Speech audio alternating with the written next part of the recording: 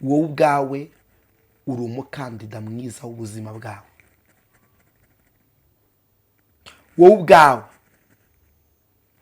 ubwawe uri umwarimu mwiza w'ubuzima bwawe wumva wifuza kubamo. wowe ubwawe uri umuhanuzi mwiza w'ubuzima bwawe. wowe ubwawe uri umuhanuzi ukomeye w'ubuzima bwawe. ikunde, ihe ibyishimo, ihe umunezero wabuze, ihe confidence, ihe icyizere wabuze.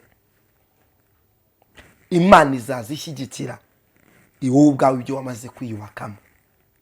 Imana izazishyigikira wowe ubwawe yerekwa wiyubatsemo. kuko hari igihe uzavuga ngo abantu bazabiguha ukabashaka ukababura, ariko jya ugerageza wowe ubwawe wiyubakemo imbaraga zizagutuma usingira igisubizo cyawe. rero wicogora gusenga nshuti yanjye, iyubakemo icyizere cyo kubana n'Imana, iyubakemo imbaraga zigushoboza kwegera Imana, iyubakemo ibyiringiro bigushoboza kwizera Kristo. ibihe bishobora gutuma ucogora, ibyago bishobora gutuma ucogora, indwara ishobora gutuma ucogora.